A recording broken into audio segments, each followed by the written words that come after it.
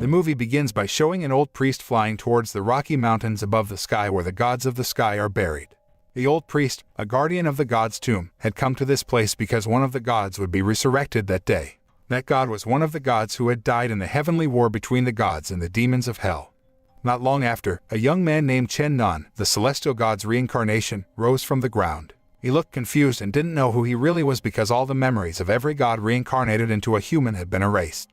The old man guarding the tomb then attacked Chen Nan and said that over time he would slowly come back to remember and realize who his true identity was.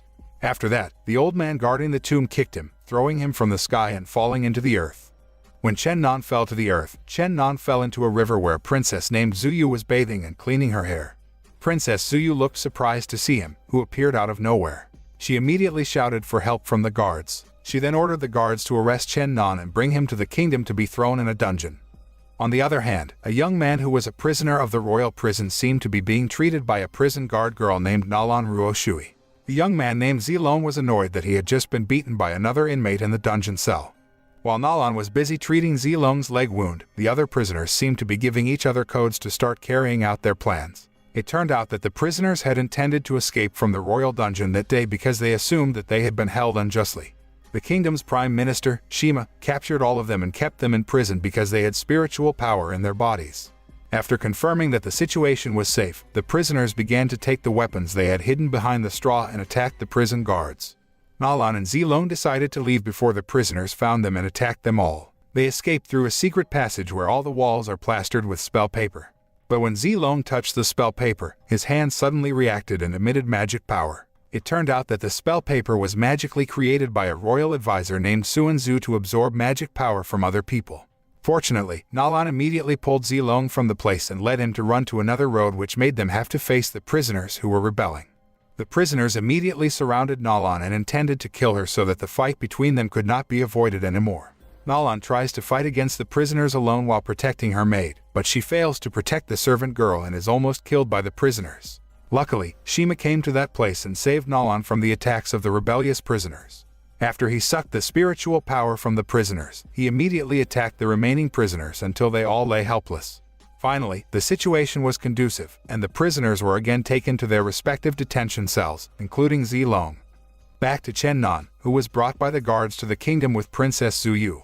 On the way to the royal palace, her bodyguard was suddenly attacked by a group of masked bandits who intended to seize the golden bow that she had brought. Chen Nan then took the initiative to fight against the bandits and protect Princess Zuyu, who had been captured by one of the bandits. Even though his hands were still bound by chains, he was able to beat the bandits with his kick. After Chen Nan managed to untie the chains in his hands, he attacked the bandits with a golden bow that miraculously reacted with his spiritual power. After successfully repelling the bandits, Chen Nan suddenly fell unconscious because he was still not used to the immense power in the golden arc from the heavenly world. In the evening, when Princess Zuyu and her bodyguard arrived at the palace with Chen Nan, Nalan came over to Princess Zuyu and greeted her. Soon afterward, Nalan asked what made Princess Zuyu go so long from the royal palace and travel such a long distance. She replied that she had to take the golden bow passed down by the sky god to treat the king, who was currently seriously ill. At the same time, Chen Nan, who had woken up, seemed to recognize Nalan's face and called her Yusin, his lover's name, when he was still in the Sky Palace. Apparently, Nalan had the exact same face as Yusin, who had disappeared 10,000 years ago when Chen Nan was still serving as one of the war gods in the Sky Palace. While Princess Zuyu was chatting with Nalan, Chen Nan suddenly disappeared from the palanquin and moved to the room where the golden bow was kept. After Princess Zuyu realized that Chen Nan had disappeared, she immediately ordered the guards to find him and transferred him to the dungeon. On the other hand, Chen Nan was still trying to escape the mysterious energy on the golden arc because it was constantly pulling and forcing him to hold on to it. At the same time, a strange reaction occurred to the king every time Chen Nan touched the golden bow.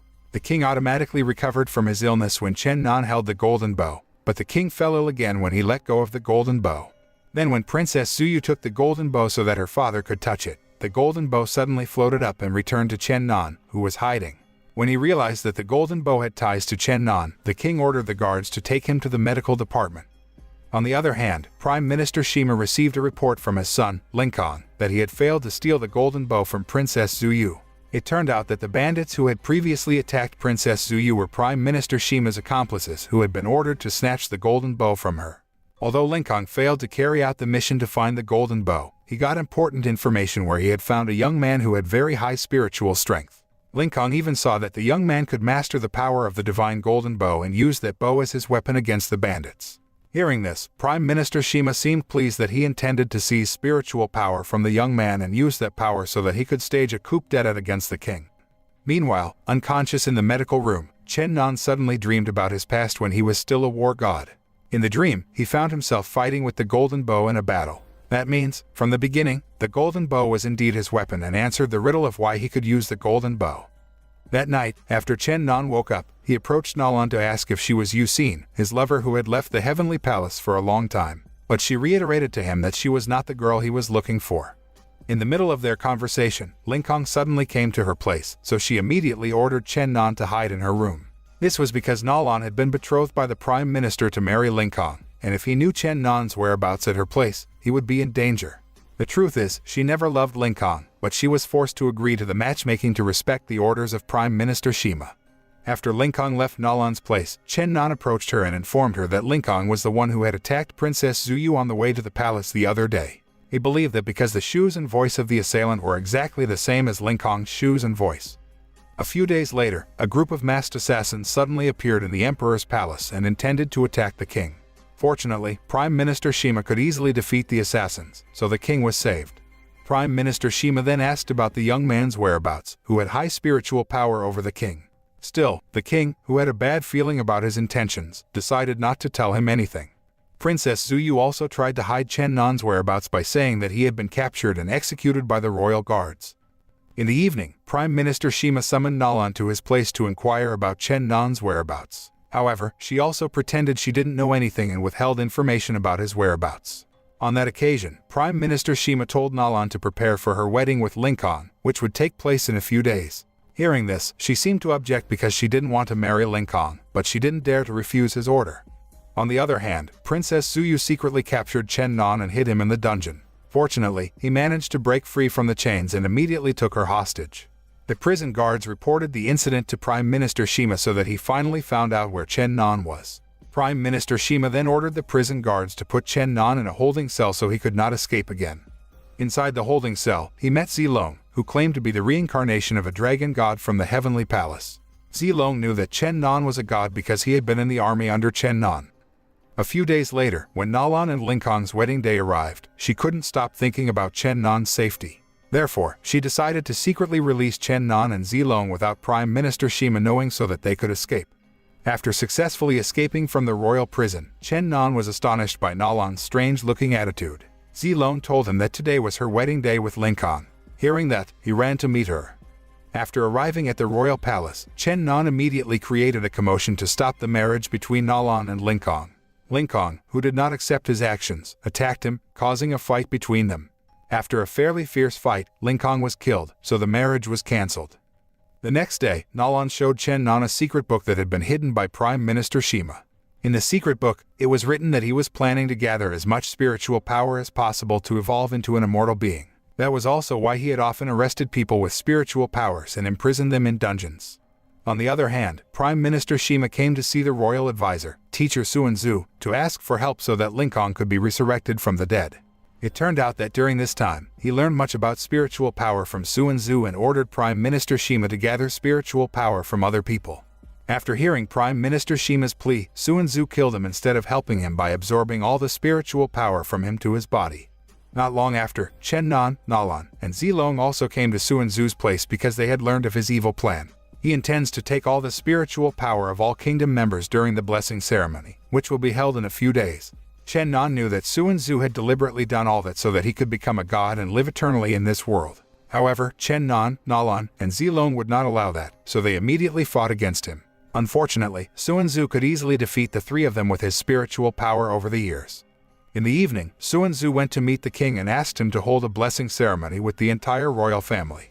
The king, who knew nothing about his evil plan, immediately agreed to it. This could happen because Suanzu had previously lied to the king that the blessing ceremony could cure his illness. The next day, Princess Zuyu and other royal members gathered in the open hall to carry out the blessing ceremony. When all the royal members were ready, Suanzu immediately carried out his plan by absorbing all of their spiritual power. However, the execution was thwarted by Chen Nan and Zilong, who had recovered from being defeated by Suanzu. Zilong transformed into a giant dragon to help Chen Nan defeat him. Not only that, but Chen Nan had also succeeded in obtaining his divine power from the golden bow he had summoned and immediately used the golden bow as a weapon to defeat Suanzu. After successfully killing Suanzu, all kingdom members, including the king and Princess Zuyu, rose again and regained their spiritual power. Finally, Chen Nan's mission to find his true self and strength has been accomplished. The film ends. The moral that can be learned from this film is, don't easily trust people who we think are good, because sometimes, the people closest to us can also betray and hurt us from behind.